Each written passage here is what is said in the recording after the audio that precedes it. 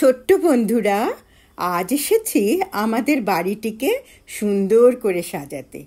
বাড়ি সাজাতে হলে প্রথমেই কয়েকটি দরকারি জিনিসের প্রয়োজন। তাদেরকে বলে আসবাবপত্র, আর ইংলিশে বলে ফার্নিচার। কিন্তু এই আসবাবপত্রগুলোর সাথে পরিচয় না করে কি করে আমরা সেগুলো ব্যবহার করব? তাই এসো আজ এই আসবাবপত্রগুলোর পরিচয় আমরা জেনে নিই। প্রথমে এলো খাট। সারাদিন শ্রমের পরে শরীরের চাই বিশ্রাম। খাটের কথা তখন পড়বে মনে, যে তোমায় দেবে পূর্ণ আরাম। নরম তোষক বালিশ দিয়ে সাজিয়ে রাখো খাটটাকে। চোখে ঘুম আসবে যখন সাড়া দিও খাটের ডাকে। কাঠের লোহার দড়ির খাটের সমারোহ দেখো দোকানে। পছন্দের সাথে কিনে এনে তাকে সাজিয়ে রাখো সঙ্গোপনে। গরমকালে ছাদে উঠোনে শুতে যদি চাও আরামে, ফোল্ডিং খাটও পাবে বাজারে, পেয়ে যাবে ন্যায্য দামে। এবার দেখো কে এলো, আলমারি। অনেক প্রয়োজনে মোরা রাখি ঘরে আলমারি। ঘরের মাপে কিনে রাখো, দেখবে কত দরকারি। জামা কাপড় গুছিয়ে নিয়ে রাখো আলমারিতে ভরে। দামি জিনিস রাখতে হলে সযত্নে রাখো তার লকারে। ঘর সাজানো শৌখিন জিনিস রাখো কাঁচের আলমারিতে। রান্নাঘরের কিছু জিনিস রাখো কাঠের আলমারিতে। জুতোগুলোও তো রাখতে হবে ঘরের মাঝে সযতনে। ছোট আলমারির প্রয়োজন আছে, রাখো তাকে ঘরের কোণে। ছড়িয়ে রাখলে জিনিসপত্র নিন্দে তোমার করবে সবাই। তাই তো বলি আলমারিকে সবার আগে আনা চাই। এবার এলো ডাইনিং টেবিল বা খাবার টেবিল। চেয়ার সহ ডাইনিং টেবিল জরুরি আসবাব মানতে হবে। টেবিলের ওপর খাবার রেখে সুষ্ঠুভাবে ভোজন করতে হবে।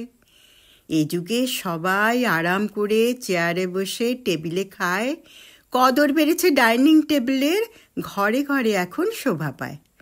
রকমারি আকার রঙে যাচ্ছে পাওয়া বাজারে। কিনে এনে ঘরে রাখো টেবিল, খুশি ও আরাম পাও আহারে। ওই দেখো কে এলো, ড্রেসিং টেবিল। মনের মতো সাজতে হলে ঘরে ড্রেসিং টেবিল তো চাই। আয়না সহযোগে ড্রেসিং টেবিল তোমার ঘরে হাজির তাই। বাহারের সব সাজ পোশাকে লাগছে কেমন দেখতে হবে। আয়না তো তোমার পাশেই আছে, চুপি সারে একটু দেখে নেবে। আপন সাধে রূপচর্চা তোমার করতে যখন ইচ্ছে হবে, ভালো মন্দ সবই দেখিয়ে দিতে এই আয়না তোমার সাথে রবে। কে এলো এবার, আলনা। আধুনিক যুগে আলনাকে লোকে পুরনো যুগের আসবাব বলে। আলনারও যে অবদান আছে একটু যদি ভাবো সকলে। নিত্যদিনের ব্যবহার করা পোশাকগুলিকে আমরা সবাই সুষ্ঠু ভাঁজে সুন্দর করে ঘরের মাঝে রাখতে যে চাই। পরিপাটি করে রাখতে হলে তো আলনাকে ডেকে নিতেই হবে। আপন ঘর যে মনোরম হবে, সুকল্পিত রূপে তুমি সাজাবে যবে। এবার নতুন কেউ এসেছে, আরামকে দ্বারা। পুরাকালে ধনী জমিদার ঘরে প্রিয় আসবাব ছিল আরামকে দ্বারা। অবসরে তাঁরা সেথায় বসে করতেন খুশিতে বিনোদন সারা। আধুনিক যুগে আরামকে দ্বারার আদর কদর যায়নি চলে। আসবাবটির আগমন হলে যেন বিরামের পরশ পায় সকলে। দাদু দিদা মা বাবা আর বাড়ির ছোট সদস্য যারা কাজকর্মের ফাঁকে একটু বিরামে আরাম কেদারার ভক্ত তারা। এবার এলো সোফা সেট। বসবার ঘরটি সাজিয়ে ফেলো, সোফার মাঝে রাখো টেবিলটাকে। বাড়িতে যখন অতিথি আসেন যত্ন করে সেথায় বসাও তাকে। আরাম করে বসলে পরে মনে আসবে খুশির আবেশ। গানের আসর গল্প কথায় সময়টা তোমার কাটবে বেশ। ফুলদানিতে ফুলটি রেখো, ঘরের শোভা বাড়বে সদাই।